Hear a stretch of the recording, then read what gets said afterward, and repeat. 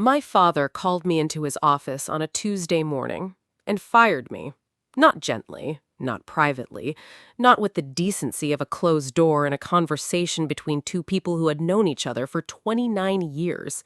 He did it in front of the entire operations team, 7 people, standing in the glass-walled conference room attached to his corner office. Some of them had worked for the company for over a decade. Some of them had been at my birthday parties when I was 12. All of them watched my father tell me, with the specific cruelty of a man who had decided that making a point mattered more than protecting his daughter, that I didn't have what it took.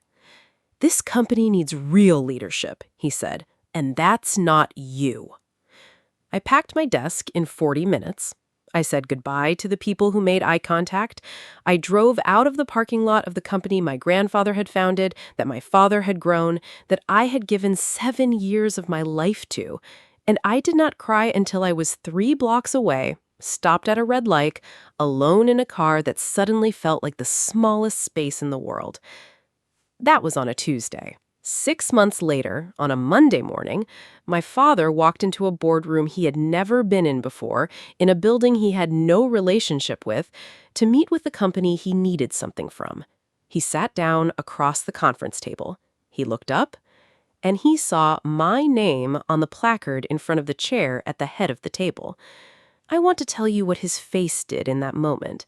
But first, you need to understand everything that happened between that Tuesday and that Monday, because this story is not about luck. It is not about coincidence. It is not about a twist of fate that handed me a convenient moment of justice.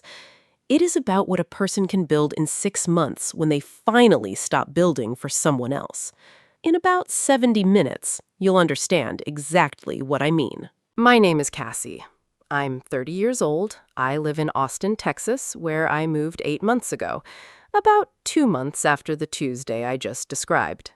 Before Austin, I was in Tulsa, Oklahoma, where I grew up, where my family is, where I spent the first 29 years of my life in a world that was largely defined by one thing: Mercer Industrial Supply. That's the family company. My grandfather, Harold Mercer, started it in 1979, a wholesale supply company serving the oil and gas industry in the mid-continent region. By the time he handed it to my father, Richard, in 2004, it had 12 employees, a solid regional reputation, and enough steady contract business to be genuinely stable. My father grew it. I want to give him that. He is a capable businessman. Hard-working, relentless in the way of someone who has tied his entire identity to a single institution and cannot afford for it to fail. Under his leadership, the company expanded into 3 additional states, grew to 41 employees, and developed a technology services component that became, during my tenure, the fastest-growing division. I joined the company at 22. Right out of college, business degree, minor in information systems, a very clear picture of where I was going and what I was going to build. Or so I thought. I want to tell you about those 7 years clearly, because they matter to everything that comes after. In 7 years at Mercer Industrial Supply, I did the following. I built the technology services division from a 2-person operation running roughly $400,000 in annual revenue to an 8-person team generating just over $3 million. I developed and implemented a client management system that reduced contract renewal time by 31% across the company's entire client base, not just my division, the whole company.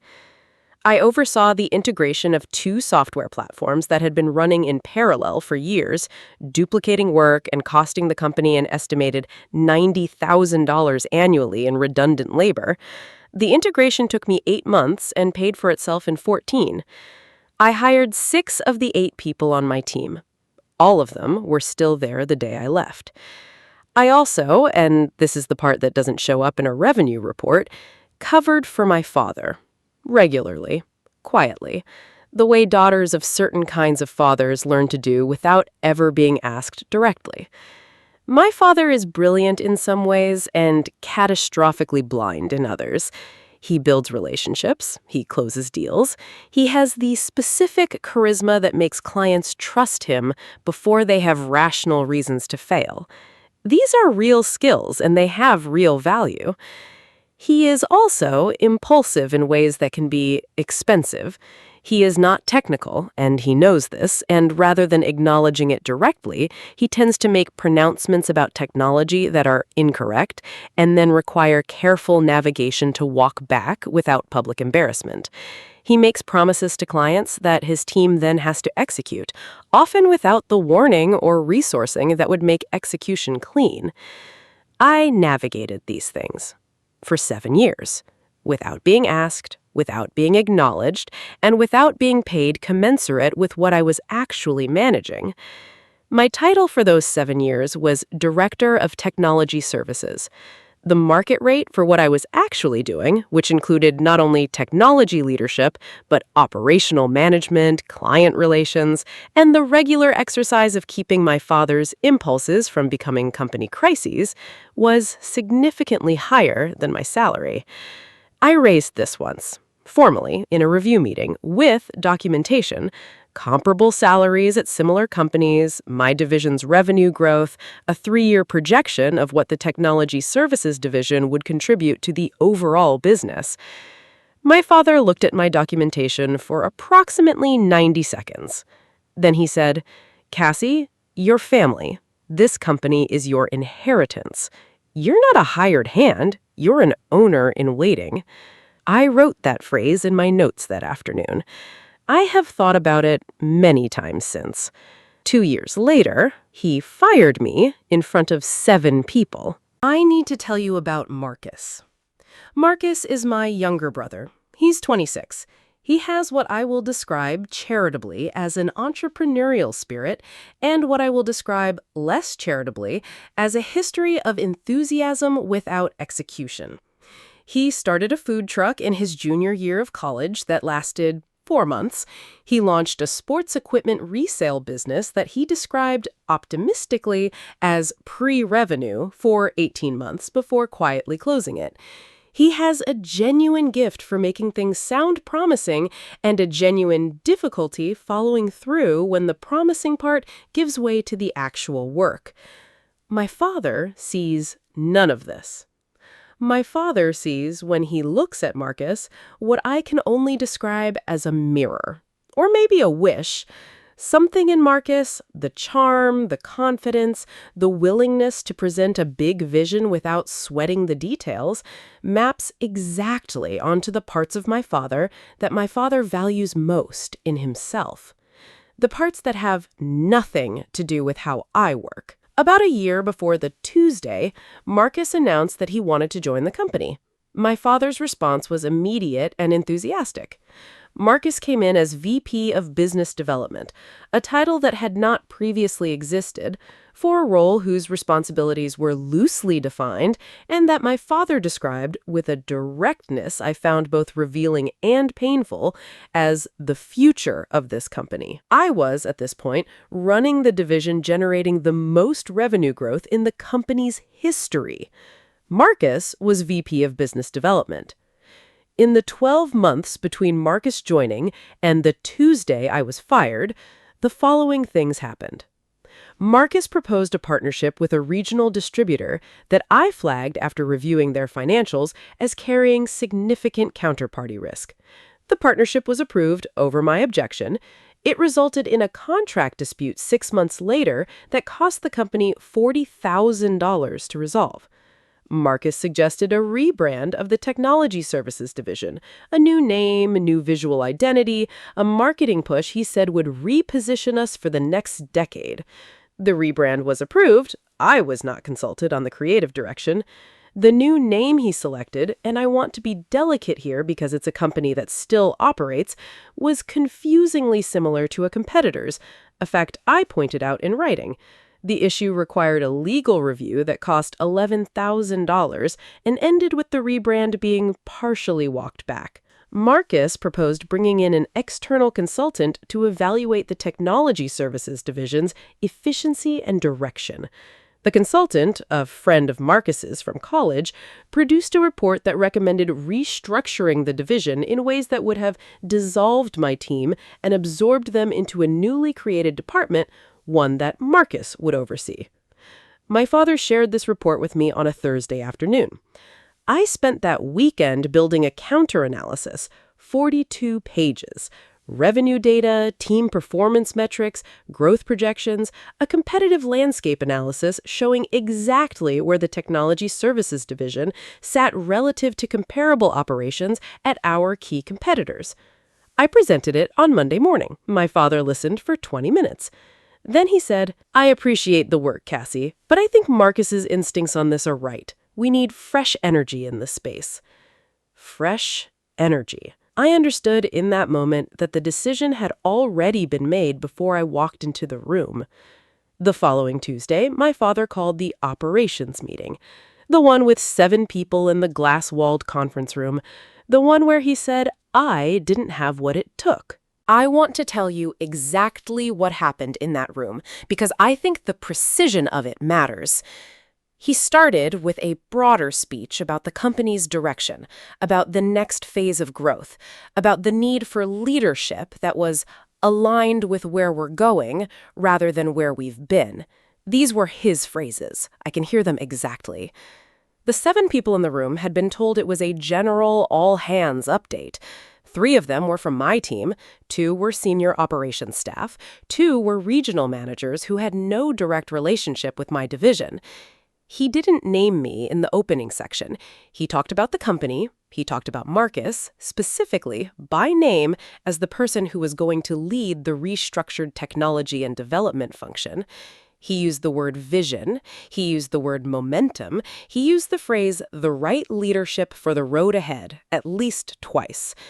And then he turned to me. "Cassie, I've been doing some hard thinking. I know you've put a lot of work into this division, but what we need going forward requires a different set of skills. We're making some changes, and I think it's best for everyone, including you, if we make a clean break. A clean break." I looked at him for a moment. My father, across a conference table, with 7 people watching, I could feel the room, the held breath, the specific discomfort of people who don't know whether to look at me or away from me. And I made a decision. In the space of about 3 seconds, while my father was still looking at me with the expression of a man who had prepared for emotion and was bracing for it, I decided not to give him what he was bracing for. "Okay," I said. "One word. Steady. Clear. I'll have my things cleared by end of day." I stood up. I looked around the room, briefly, not dramatically, at the faces of the people who had worked with me, some of them for years. I said, "Thank you for everything. It's been a privilege." And then I walked out. I did not slam the door. I did not raise my voice. I did not say a single additional word to my father. I went to my office. I closed the door. I packed methodically. Laptop, personal items, the small framed photo of my grandfather that had sat on my desk since my first week. I did not take anything that wasn't mine. I left my keycard on the desk. I said goodbye to the 3 members of my team who came to find me within 20 minutes, each one arriving separately, each with the version of the same expression. I told them they were exceptional and that whatever happened next for them would be good because they were good. Not from humiliation, or not only from humiliation, from exhaustion.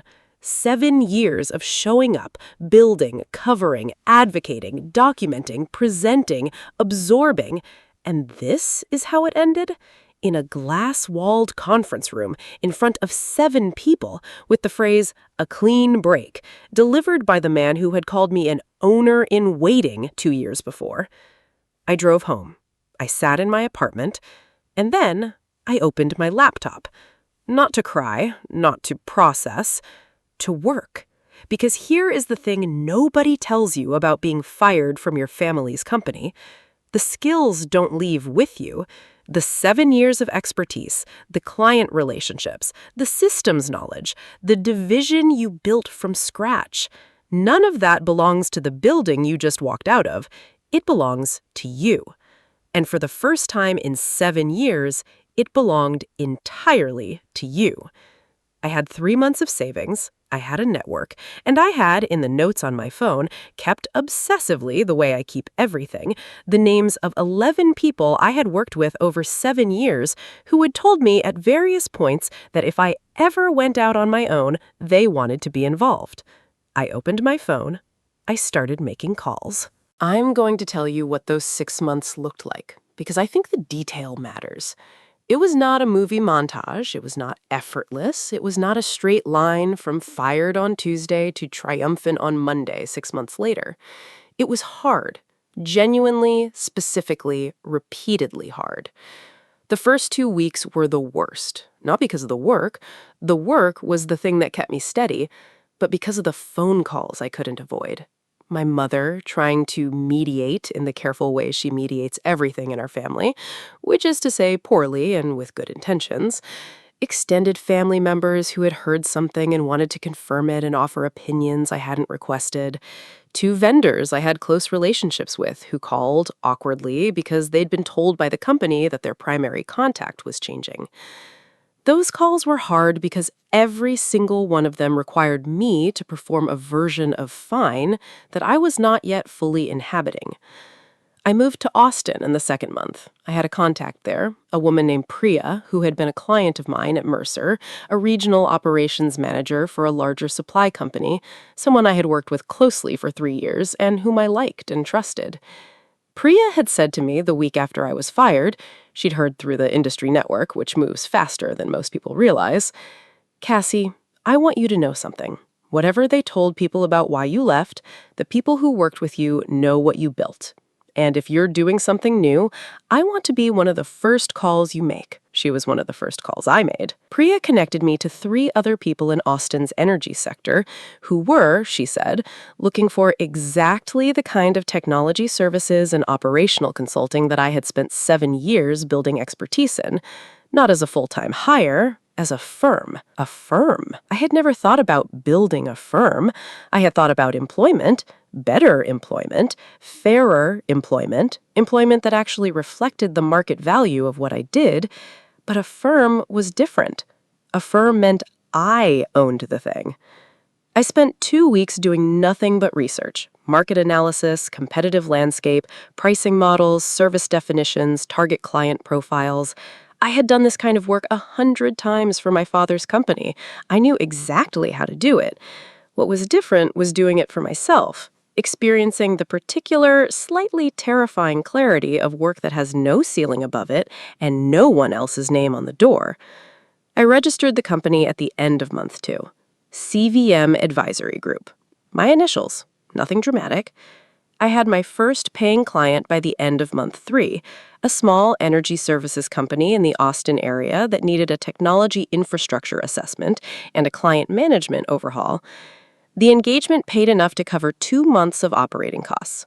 By month 4, I had 3 clients. By month 5, 4. All referrals, all from the network I had built over 7 years that had walked out of Mercer Industrial Supply with me, in the sense that it lived in my phone and my memory and the genuine relationships I had built rather than in any building or any title. By month 6, I had been approached by a mid-sized regional energy distribution company called Lakehurst Partners about a potentially significant engagement. They were evaluating vendors for a large-scale technology infrastructure project, the kind of project I had done versions of at Mercer for years, the kind that required exactly the intersection of operational knowledge and technology systems expertise that I had spent 7 years developing. They invited me to present. The presentation meeting was scheduled on a Monday morning. The meeting room was in Lakehurst's Austin offices. I had prepared for 2 weeks. I did not know when I arrived that morning who else was in the meeting. I did not know when I sat down at the head of the conference table that the other person presenting for consideration was not another independent firm. It was Mercer Industrial Supply. It was my father. Let me tell you what happened when he walked in. I need you to hold that image for just a second. The conference room, my name on the placard at the head of the table. 6 months of building something real, something that belonged to me. Finally arriving at a moment that felt, for the first time since that Tuesday, like the right size of the life I was supposed to be living. And then, the door opens, and my father walks in.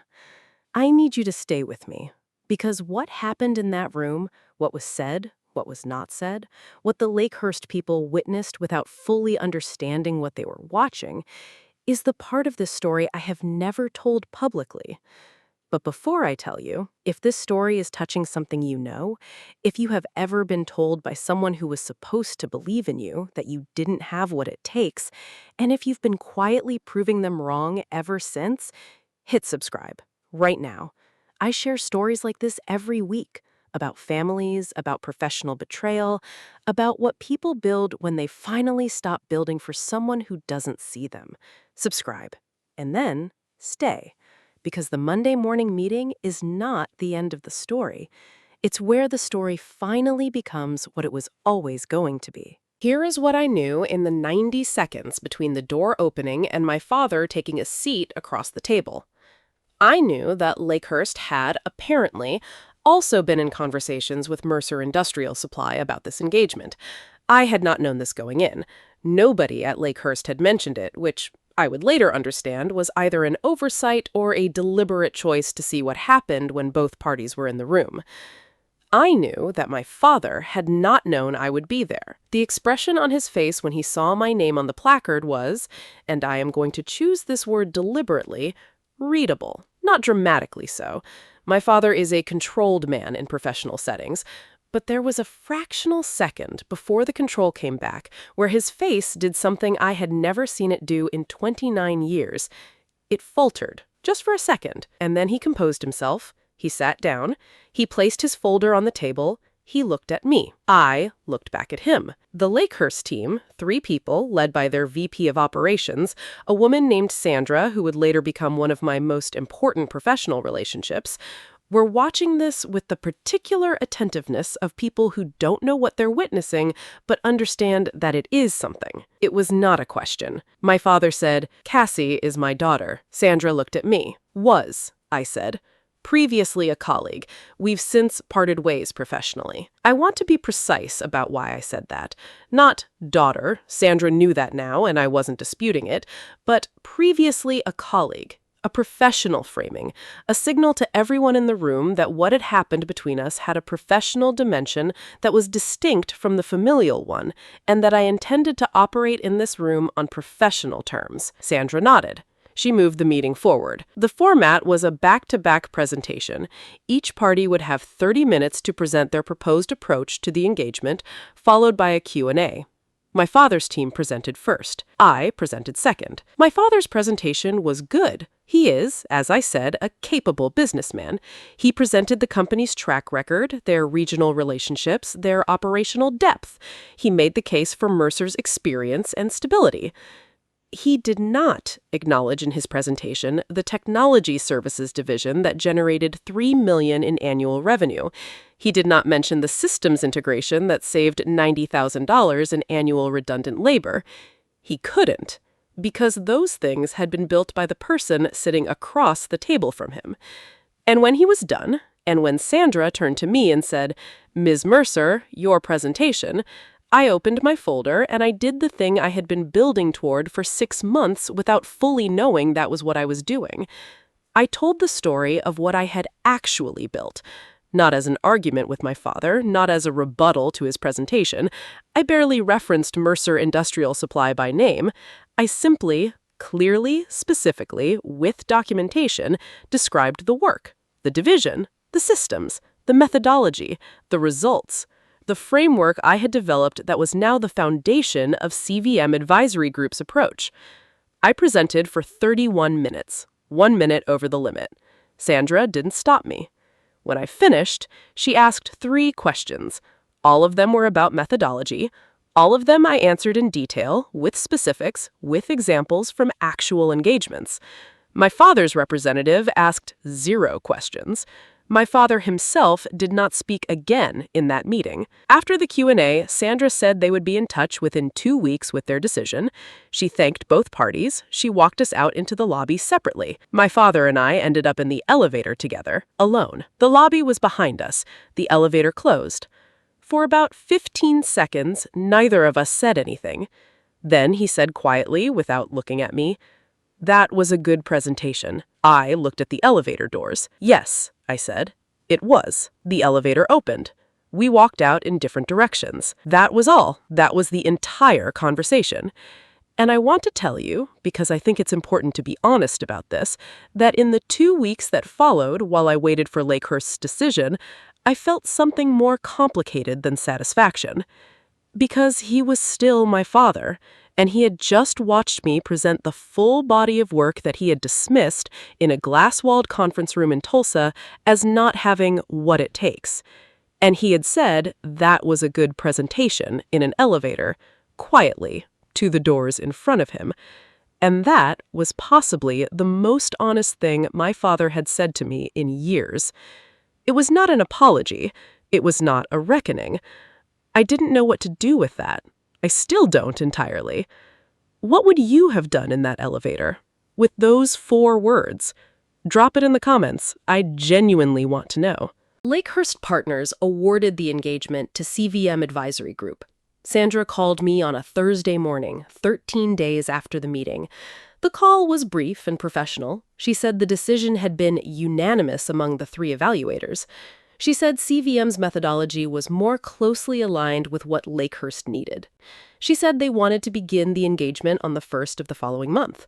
I thanked her. I said I was looking forward to it. I hung up. I sat at my desk in my Austin apartment, the one I was renting month to month because I hadn't yet decided whether to stay, and I was very quiet for a while. Then I called Priya. We got it, I said.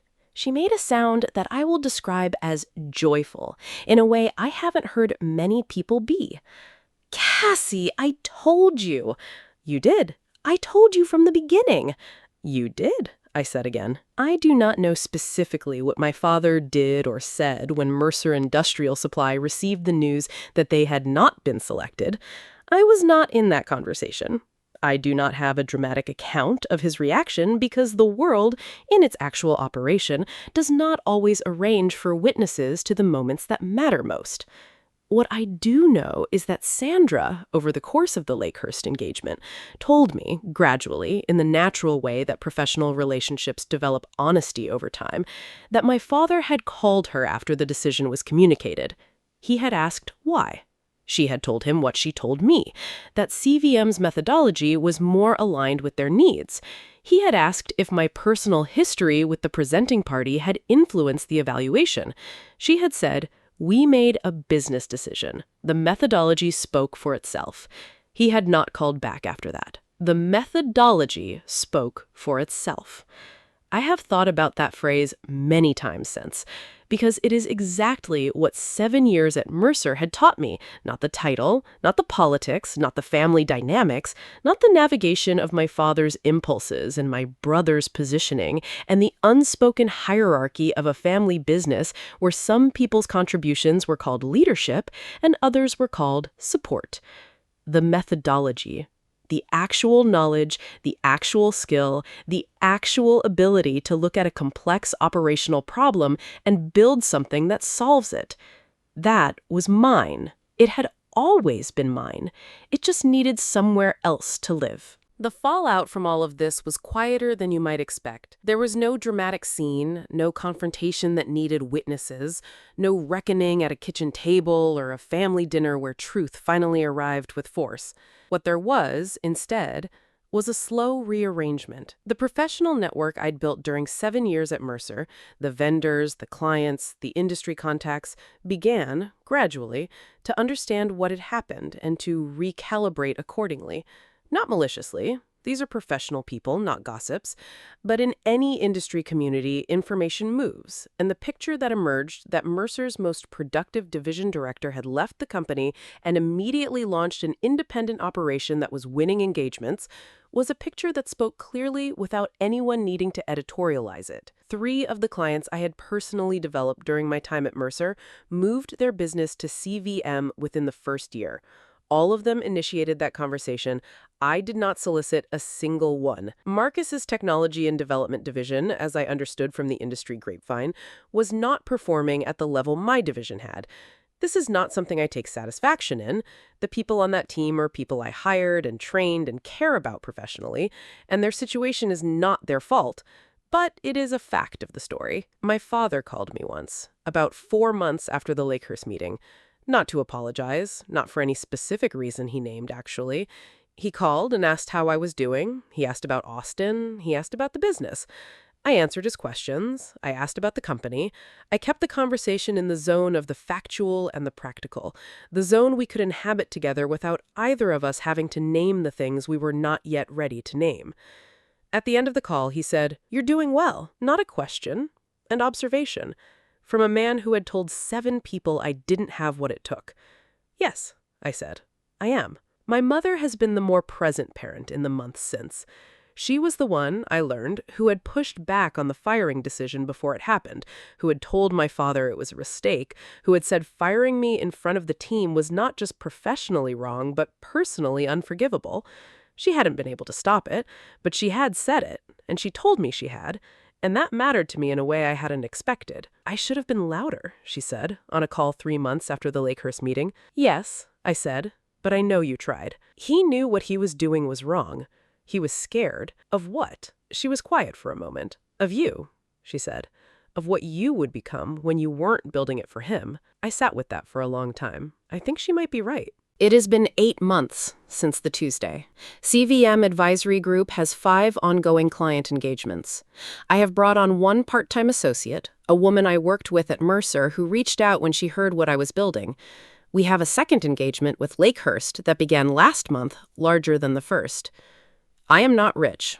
I want to be clear about that, because I think clean financial victories are satisfying in a story and also rarely the reality. I am building something that is sustainable and growing, and the growth is real, and the ownership is entirely mine. That is different from rich. But it is, I've discovered, better than what I had before in ways that money doesn't fully capture. I started therapy 7 months ago.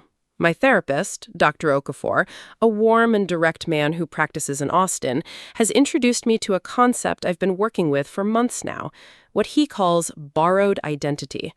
The way some people spend significant years building their sense of professional self within someone else's institution, particularly a family one, in a way that makes it very difficult to know where the institution ends and you begin. I had a borrowed identity for 7 years. I knew the company, I knew the clients, I knew the industry. I had built genuine expertise and genuine skill. But I had also spent 7 years defining my professional self in relationship to a structure that someone else owned. My value was always measured in terms of what I contributed to Mercer. My growth was always framed in terms of what it meant for Mercer. Even the raises I didn't get were discussed in terms of what the company needed, not what I deserved. The firing, Dr. Okafor said in one of our early sessions, was terrible. And it was also the thing that forced you to find out what you were worth without the frame. Without the frame. 8 months out, sitting in an office I chose and paying a lease I signed, and working with clients who hired me specifically, not my father, not the company, me, I know what I'm worth without the frame. I knew before. I think I always knew. I just needed somewhere to find out if the knowledge was real. I want to say something to you before we close.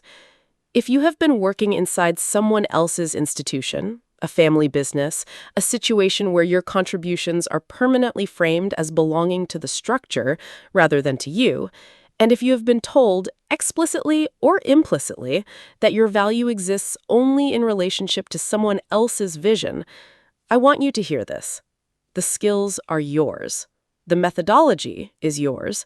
The relationships you've built, the knowledge you've accumulated, the capacity to walk into a room and solve a problem that other people find complicated, none of that belongs to the building. None of it belongs to the person whose name is on the door. It belongs to you. And if that building ever stops being worth building in, if the door closes voluntarily or not, everything that matters will walk out with you. You might not know it yet. You might be standing in a parking lot 3 blocks from a company you just left, crying at a red light, unable to see past the specific humiliation of the moment you just survived. But the skills walked out with you. They were always yours. Maybe you're living a version of this. Maybe your family business is literal, your name on a different kind of company, your contributions quietly attributed to someone else's leadership. Or maybe it's more metaphorical. You've been building something significant inside a structure that doesn't see it, for someone who doesn't fully appreciate it, and you've been telling yourself that this is just what you do because you don't know yet what doing it for yourself would feel like. I want you to know what it feels like.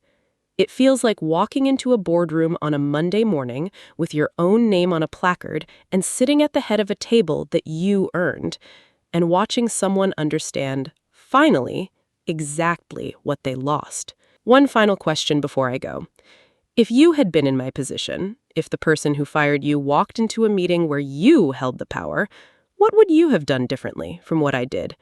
Would you have said more in that elevator? Would you have said nothing at all?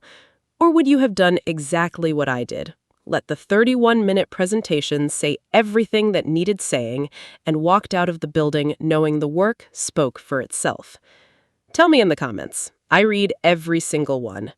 And if this story meant something to you, hit the like button, share it with someone who's currently building in a place that doesn't see them, and subscribe, because I'll be here next week with another one. There's a story in the description I think you'll need just as much as this one. I'll see you in the next one.